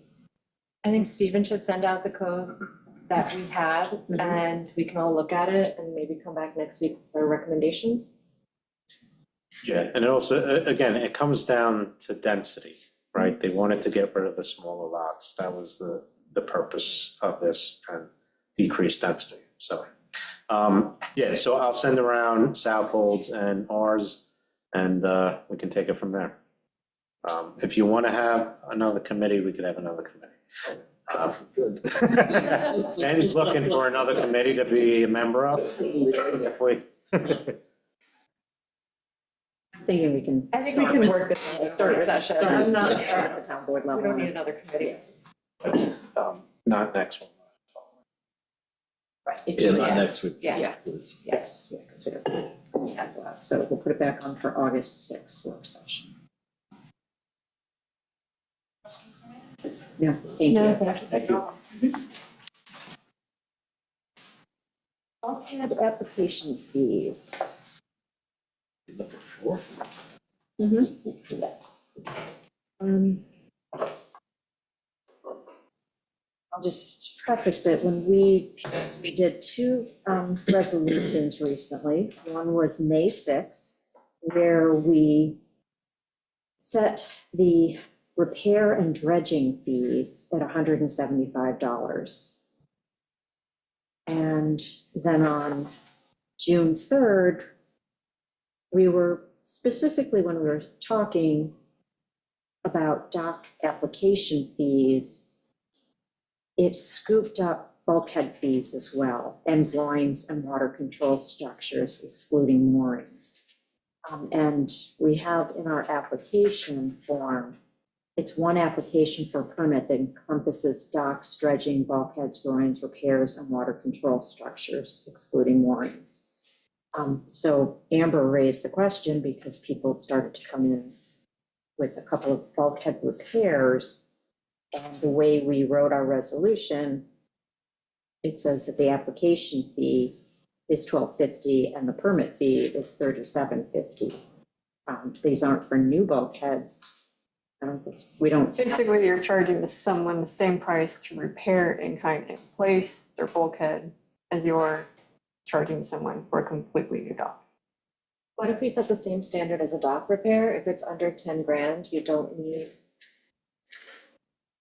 Well, if it's under 10, then if it's over 10, then you still need. Maybe we could set that standard. See, but then currently too, I have one pending, the bulkhead repair is under $10,000, but it's over 30%. Right. So there's just those little bits and pieces that make it a bigger picture. And modifications. This is in the wetlands. Right. So it doesn't get a wetlands permit. It doesn't get because it's a wetlands. bulkhead. No, I know, I'm saying though, it's located in wetlands. We want to make sure that But you want to our keep it. wetlands is protected and handled properly. So now, I guess if it's the dollar amount, send it to WMAC for review. So we're just discussing the fee. And I feel like the WMAC meetings that I sat in or watched on screen, the discussion at the time was we want people to keep their docks in good repair, lower fee. But I haven't gone to all the WMAC meetings, so. The what's this? bulkheads didn't come, that I'm not aware of. The docks. It's missed, and it clearly is similar. I mean, the fee for a new dock is this new higher fee, Yes. and the fee for a new bulkhead should be the new higher fee. But repair and replace, Or just if it's not in kind in place, if you're adding something to your bulkhead, like I have one, they're repairing in kind in place, but they're adding stuff to it, so that falls under a new application. But if Yeah. you're repairing in kind in place, it shouldn't be the same amount as a completely new project. But they still get the same they still get the same application. permit, same Same review. Same review, correct. With MEC. So to your point, Albert, like, I think they're still getting the proper review. It's just how much we're charging. Right. Right. I think Meg is on to something, it should be as close as possible to repairing your dock. But shouldn't we kick this back to WMAC, then, their opinion? Yeah, that's what I was thinking. It's just Yeah. Amber caught it recently, so just wanted to, we're responsible for setting the fees, but we should go back and get advice from our committee. Okay.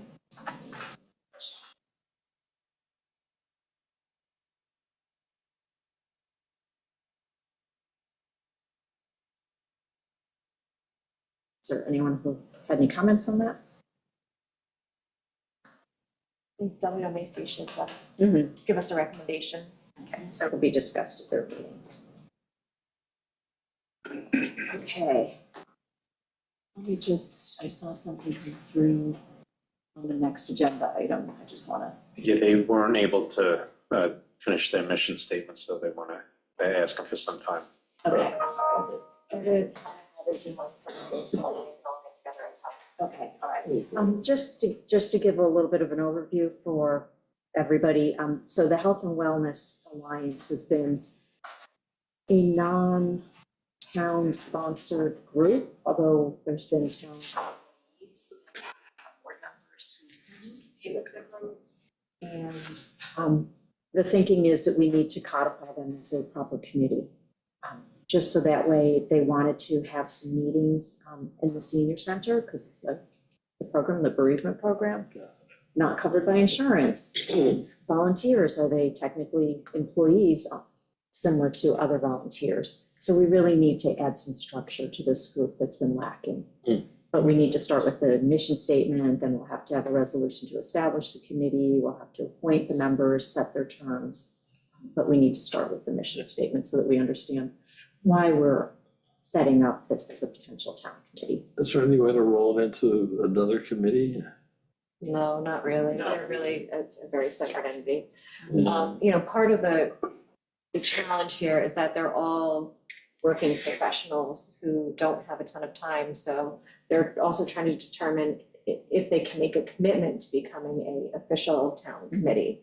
So they're going to discuss that later this week to see what the viability is for actually creating a committee. But they're all, you know, certified professional social workers or psychiatrists or psychologists, and they work in the field of mental health care and other, they have other specialties like that. And they got together during COVID to really help with the stress and all of the kind of psychological problems that people were facing because of COVID and because of all the restrictions and the alienation. And so that was really the catalyst for their creation.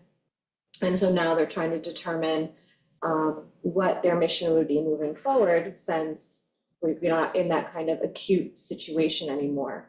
But there are a lot of needs that the island has that are not being met, and they do feel like there's a way for them to meet some of those needs. But they need to organize amongst themselves and see if they all have the time to make that kind of commitment. So it's what they're going to try to work out. And they're very impressive. It's very impressive. Residents are very lucky to have them, you know, volunteering their time. So that is to be continued. The next agenda item is circling back on Cityscape and the wireless consulting proposal. That had come in yesterday afternoon, I think it was. So this is, just to refresh, this is a proposal for services that would be done in conjunction with Southold, Village of Sag Harbor, and North Haven Village, and ourselves if we choose to participate. And there were various tasks, a wireless inventory to compile data, assemble all of the known existing towers and wireless antenna locations. They would come and visit the different sites. Then there'd be an inventory mapping, some engineering that goes in with that, public outreach, an online survey, and presentations. And then they also do, they would review the existing town code to see if there's any proposed changes that we should be making based upon the earlier research. And then they would do a final presentation. So the total, if we participate, is $26,526. So I spoke with them to understand, because finding $26,000 in this year's budget, something to be worked on. But Is that up from before? no, it's actually down a little bit. And she also said it could be over 2024 and 2025. So we could put $4,700 approximately that would be part of the 2024 budget, and that would leave $21,700 that we'd have to put in professional services for 2025. There's also the piece, I confirmed with her this morning just to double check, that depending on what comes back from them, do we need to change our town code? Yeah, I was gonna ask if that's So- necessary. So that's $6,300 that might be able to come out of the proposal, so we'd only end up with like, you know, $4,700 this year and $15,000 next year. You know, my initial, when I did, you know, the outreach asking, you know, people, let me know whether or not you have concerns about wireless coverage. We did get that one email that I had gone over last time from one resident who, I think did cite spotty coverage, but more importantly, the comp plan. And we go to the current draft of the comp plan, which we'll review in a few weeks. It's under the utilities chapter, utility sustainability and resilience. One of the things, both cell phone and internet service are said to be slow and uneven on parts of the island, especially during the summer months. And so then a later comment in the plan was, or is in the plan, establishing municipal internet service that is cellular based can provide reliable and accessible internet connectivity to residents and businesses. By leveraging cellular technology, the town can offer broadband internet coverage without relying on traditional wired infrastructure. And that a study should be done to analyze the coverage area. So this would be the first step in a comp plan recommendation. And it's less expensive to partner up with Southold, Sag Harbor, and North Haven than to do it on our own. And the police and EMS are behind this? They actually did not cite lacking coverage for cellular, but they also have their pagers. I was gonna say, they kind of have a different system Yeah. that they run on. Is Southampton or East Hampton doing it? Southampton's already done their own in the past couple of years, and they were very pleased with the report. Did it with them? With this group, Yes. they did. Yeah. Yeah, because this was discussed and presented at an East End Supervisors and Mayors lunch one time, and they spoke very high and recommended that we go forward with it for all of the municipalities who were being considered. East Hampton really should have. You ever driven through East Oh, Hampton? it's horrible. Is it home? And out in Springs, At the risk of spreading conspiracy theory, since we started this discussion, my service has gotten worse. it's always bad in the summer. I mean, I had a situation actually in the middle of winter where I had to dial 911 and I had no cell service. And so even dialing 911 was a problem at my house, with the Wi-Fi even. So it's definitely, it's an on again, off again problem. And whenever we have a high population, we have spottier cell service. Just because there's more demand on the system. So something to consider. This is not gonna make any sense, but it's a lot of money. I wish it were less. I know, Yeah. I really don't think we need the $6,300 like code review. I would definitely. cut Especially that. if we're gonna try to hire someone to revamp our code after the comp plan, Whatever I the wouldn't- result of this is, we can incorporate into into that. Yes, and also, I mean, that is something that we could later go back to them, because that piece there, the 6,300, since each municipality has their own code, that is a sort of standalone, like, later we could Right. engage them, probably for a similar price, depending on how far in the future we are away from this. Yeah, I mean, some of this I'm looking at and I'm like, this is really just paying for their travel, room and board, Yeah. because it's 3 cell towers on the island, I can tell you, it's, we all kind of know. We can pick and choose, I think. But, Chinese menu. Yeah. Can we do that, or? Well, no, the rest of it can't be easily broken out because it's all part and parcel, but task 4 was definitely a standalone. Okay. So what do you want from us? Just whether or not you think we should proceed with this, but I see we have, you have a, Wait, are we paying similarly to the other? yes, Okay, it's broken up evenly, and I, it's about that. should be weighted. I- But then Sag Harbor would, Yes, I tried to go that route with her. and then East Haven's Connecticut? No. no, it's North Haven. That's okay. The last draft had North Haven. Okay. Well, my other question is, do we have to do this online survey? That might be something that could be pulled out as well. Because we do not get a high response rate from those. I don't know that we get enough. That is a piece if we pulled out, she did not give me the So- pricing on that, but yes. If we can pull those out, I mean, that looks like 10 Mhm. grand. No, because Because of the 4. it's public outreach and the presentations, so the online survey. We That was a portion of it? Yes, so the 4725 is, Into could it, come okay, down a little bit, but I don't know by how much. all right. Hold on just a second. any other questions on the table first? No.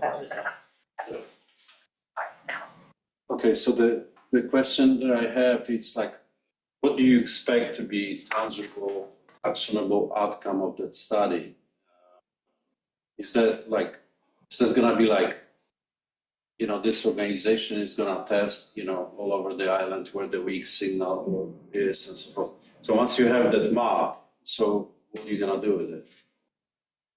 Then, if we negotiate with the cell tower carriers, we can try and get boosters in different locations. So they would tell us like, okay, here, you know, you have poor coverage in Hay Beach, say. I'm just making it up, so that we may be able to negotiate with our current cell tower carrier to come in and put a booster there. But couldn't you ask the cell phone providers, there's 4 of them, or 3 now, just to do the study saying, you know, we have a poor coverage here and there, I can tell you where the poor coverage is on the island, I know exactly. And just ask them to do this assessment themselves. And so that's one question. And second is, you know, there are all kinds of organizations coming to town all the time. I see this on TV, asking for money for this, that, and so forth. But, you know, like, you got to be pretty hard-nosed as to what the tangible benefit for the town is. Because, you know, 20,000 here, 20,000 there. And pretty soon it adds up to serious money. Even, you know, the budget of the town is not that big. So I would be like scrutinizing this. Yeah. Is that something tangible that the town is gonna get it, or we just out? Well, the tangible benefit, Sorry? tangible benefit is that cell service is now an essential utility. Most people, or at least a lot of people, don't even have landlines anymore. And I still kind of do, but it comes through my internet. So I only use a cell phone in my house, and I have terrible coverage at my house. No. So it's actually an essential utility, so we can look at how to enhance it. I don't know. Yeah, I know, I'm not questioning the need to, but why can't we just ask 3 carriers to evaluate their coverage, okay? And just another thing I wanna say, I remember years ago, there was those discussions about this extra cell that was supposed to be built on the firehouse on the Cobblett's Lake, okay? And one of the big justifications would be, oh, you know, we're gonna lease that to the cell companies, and actual town is gonna make money, okay? And fire department also wanted to have an extra transmitter there. And so I see this tower came up, looks like a ton of money spent on it, but I don't see any cell towers, cell antennas on it. So do we have cell antennas there or not? There's 2 carriers on there. There are 2 carriers. Oh, which ones? AT&T and Verizon? There's another, there are 2 and I can't remember. I think it's Verizon, because I don't think it's T. Oh, that's what I meant. T-Mobile sucks. Okay, so I didn't realize because I don't see those antennas. Usually like in a town recycling center, then you see those antennas. They're very prominent. But here I don't see anything but the antenna for looks like fire department. So I guess it was possible to put a cell tower, extra cell tower by the carriers without any extensive studies. So why can't we just go to AT&T, Verizon and so forth, saying, well, you know, your service is bad in this area, could you do assessment? Then what are you gonna do about it to fix it? Do we need a consultant to do it? Well, I think just one of the possible benefits of this is that they are a neutral third party. So they'll analyze kind of coverage everywhere and give us the best mapping for where to put boosters to increase everybody's signal, no matter what service provider you have. And then we can take that and go to our service providers and say, hey, this is where you're not doing your job, as opposed to having them do the research themselves and then say, no, we're great. Did you try the other way? I mean, for free? I don't know that we get anything for free, No, we but we haven't can reached reach out and see. Let's just try.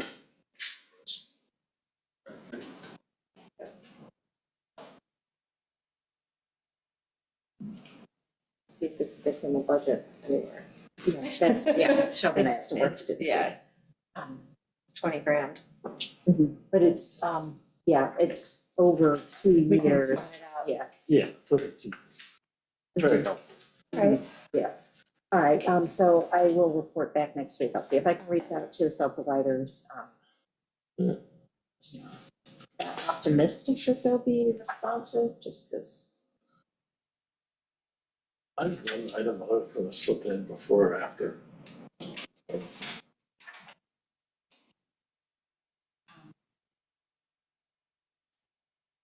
Yeah, I'm just trying to think if there's anything else on this. But we will need to get back to them because I know that they want to get started with the project. Okay. Month or two, so. Okay. I just want to talk about scheduling of a comprehensive plan review.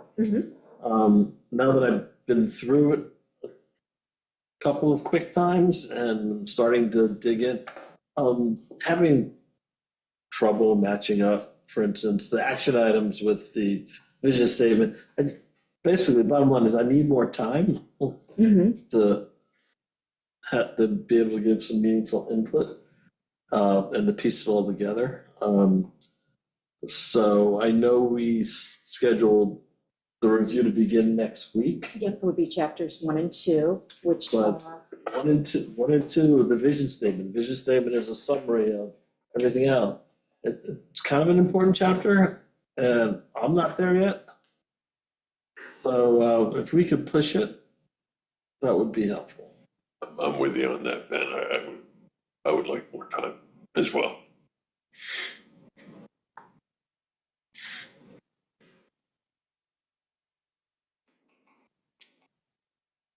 current schedule, which gave us 3 work sessions after finishing chapter 11 in September, and giving us the September 17th, 24th, and October 1st work sessions before setting a public hearing on October 7th. Like if we, like, I guess I put in like 2 like overarching review sessions.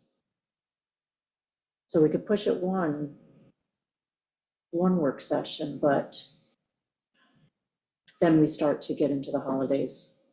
Oh, that's really, That's what I was trying to get to. So we can push it once, but we put ourselves in jeopardy unless we add more work sessions if we need them.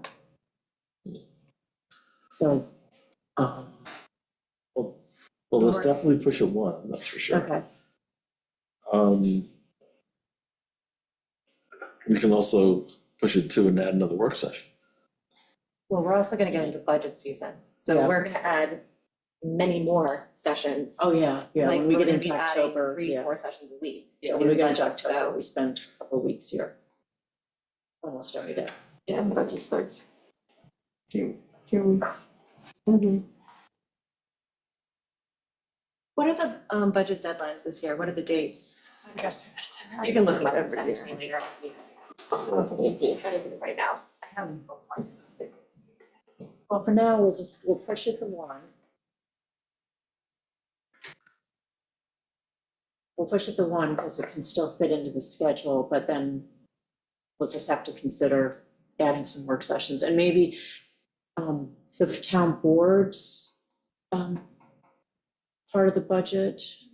I haven't looked at the whole calendar. I'm gonna be starting to meet with department heads in August and then working further on it in September. I think it's towards the end of September that it gets presented to the town board.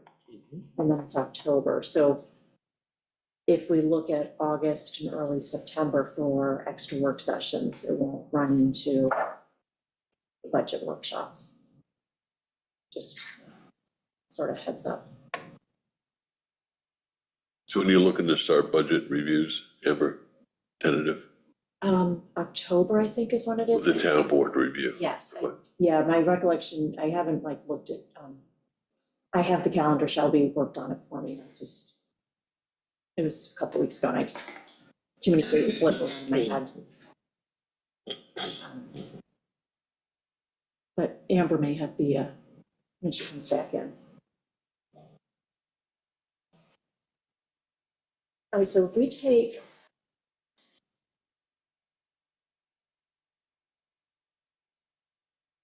So if we push that, all right, so next week for the work session, that was July 30th, let me just pull up the. Because I think that comp plan was the only thing that I had on the agenda because you were gonna be away. Yep. Stephen's away.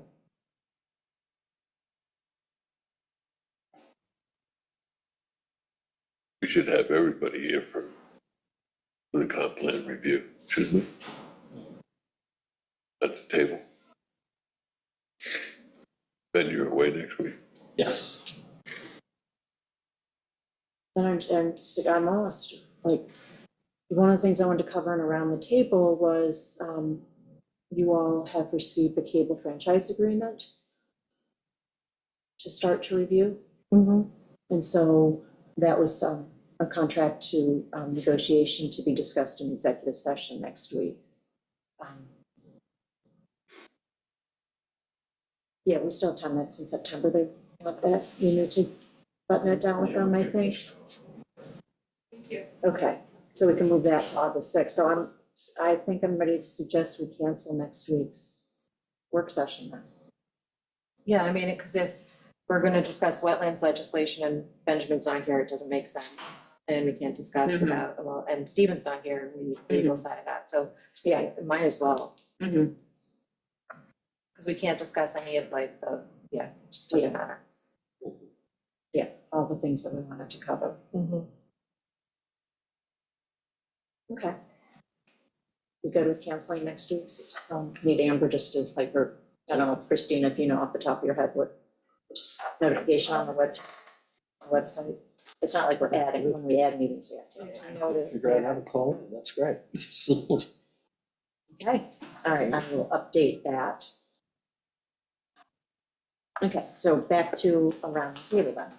Yes. All right, so, yeah, so you have the Cablevision contract. Did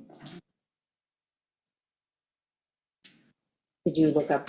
Yes, the tentative needs to be submitted by September 30th and So it gets delivered to the town town board. clerk, no later than, and then the final budget needs to be adopted no later than November 20th. And the public hearing can be noticed no later than November 5th, the Thursday before election day. Okay. So you have to have the public hearing before then and noticed before then. So October is when we, Then we have to sort everything out. everybody will have to bring their calendars at some point in September to figure No out. vacations in October. Vacation for a second, no vacation. So what's our upcoming immediate schedule? For, And board work session? oh, so nothing next Tuesday. Nothing. So we'll pick up wetlands and comp plan review and Cablevision contract and whatever else. On the 6th. Yes. Since we're not meeting next week, let me just look for the August 5th town board meeting. We have some public hearings. Just looking to see if there's anything that needed to be. No. Yeah, okay, I think we're good. Yeah, okay, we don't need to. I was worried that we were gonna miss something that we needed to discuss ahead of that, but I think we're okay. Yeah, because we're either setting public hearings or having public hearings Yeah. already set, so. Yeah. Okay. Okay. Strangely enough, it was covered. Meg, we had green options, you wanna cover that? Yeah. A second, I went to the County Supervisors Association meeting last week and got to meet the interim chief executive from LIPA. And he brought a couple people with him, which turned out to be timely because then I was able to pass off some information to Green Options, since you mentioned it. Discussed some noise issues, and I guess we are very lucky here on Shelter Island because a lot of island towns have these pop-up pretties they're breaking noise codes all over the place and on Eventbrite, is that the right website? 2 hours before Yeah. you get told where that party is, and so that's, wow. You do that right here in a minute. No, let's keep it that way. The other presentation that was made was by a company called Integrated Wellness. And they are doing this with, I think, Babylon's doing it, and I think another town has started to look into it.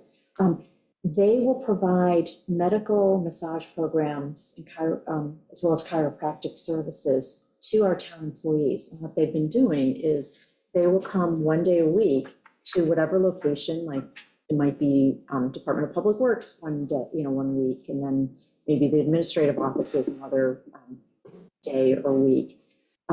It's no cost to the town or employees. Our town health insurance covers it, and it's just a perk for employees. And they're allowing employees to schedule their times that they do directly with Integrated Wellness. And they'll take 20, maybe 30 minutes out of their day. They're not docking people pay, but they found it to be a great employee benefit. Employees who, the guys at DPW, they've been scheduling them towards the end of the day when they're starting to like break down and put things away. Manual laborers getting some chiropractic or medical massages, office workers hunched over their computers all day. Town board members? Supervisors are brought up since it was supervisors sitting there, but yes. So it's just something, if we're interested, I could schedule Integrated Wellness to come and describe the program to us and see whether or not we want to do it. I think the big thing is whether or not we'd want to allow employees to, take the 20, 30 minutes to tend to, their well-being. This per month? Once a week or once every other week, depending on the locations. Like Babylon's a huge town, so I don't think they go to DPW every week, maybe every other week. But department heads, town supervisors who are participating thought like they are, skeptical at first and saw benefits. So we could bring them into. I think it's worth hearing what they have to say, because, And happier employees are more productive employees. that was the point. And I did ask because I said, okay, like what kind of paperwork is this going to create or, administration for the town? It's like they take care of it all. Like the first time an employee participates, they have to fill out a form so that the insurance can be submitted, but then they do it from there. And they waive any copay so that the employees aren't paying the copay. They're just going with what the insurance reimbursement is. Okay. And It's worth checking it out. How long have they been doing it in Babylon or wherever? I think they started it sometime last year, but I'd have to, I can double check with Rick Okay. on that. I got the impression that it's been in place since, but I could be wrong, it might have been the year before. And actually, if we bring them in to talk, they will know the answer to that. So that was, yeah, I think that's all that I had. Okay. Did you want to do green options or Albert, do you have anything? I don't have anything. So, last week actually didn't have much. We did not have E-tip last week. We had green options and we discussed the Green Expo. It's in conjunction with craft fair. We're talking about expanding it to include other town committees and also some different types of vendors. So maybe vendors for solar or heat pumps, things like that. We discussed using one of the town vehicles as like a demonstration car so people can come and see what an electric vehicle looks like, just kind of parking there so people can look at it. Just things to heighten people's awareness of things they can do to be more environmentally friendly. And so that takes place in August at the same time as the craft fair. So we're discussing that. E-tip is continuing to move forward. They should have their preliminary analysis for us of all the the municipal buildings that we gave them information on. There was a water advisory committee talk at the library about different water initiatives. Unfortunately, I wasn't able to make it, but I'm sure some of you are able to.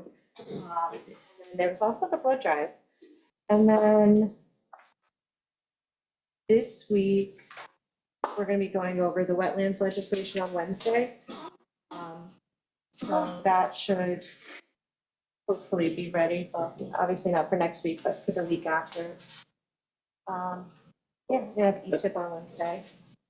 Drive was particularly successful, from what I understand. I saw Amber was going out of there early in the morning. I donated blood for the first time. And, you know, tying it to a local community member was, I thought, a great thing. That's what got me there. Yeah, Joan Tian, I was like, oh, okay.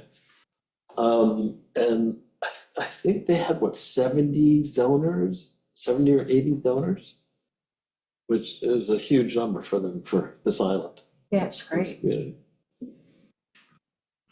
My arm still hurts. I still have a bruise. That's all right. Yeah, the WAC at the library. You and I were both Yeah, there. I thought it was a good discussion. The topic was sort of self-initiatives. It just, started off with, going way back in time to when the Heights took on setting up their own water supply and wastewater. And then also West Neck Water was mentioned in the Fresh Pond Neighbors Association, Creek Keepers, just those types of initiatives that get started at a grassroots level, how they bubble up. And I think one of the, like, at the very end, one of the questions was, what is, the town's responsibility for providing potable water to residents? Like, that's something that I think will go back to WAC, but it's something that we all should be thinking about, is what do we think is the town's responsibility? Is it up to homeowners to figure out how to get their own water and put their own systems in if the water's not potable? So, just something for us all to ponder. Yes. Stephen or Amber, anything else? Mr. Lewis, did you show up with a purpose? Okay, just checking. Okay, all right, so everybody's got a week off next week. And we'll reconvene on August 5th for the town board meeting and August 6th for our next work session. Okay. Good. Thank you.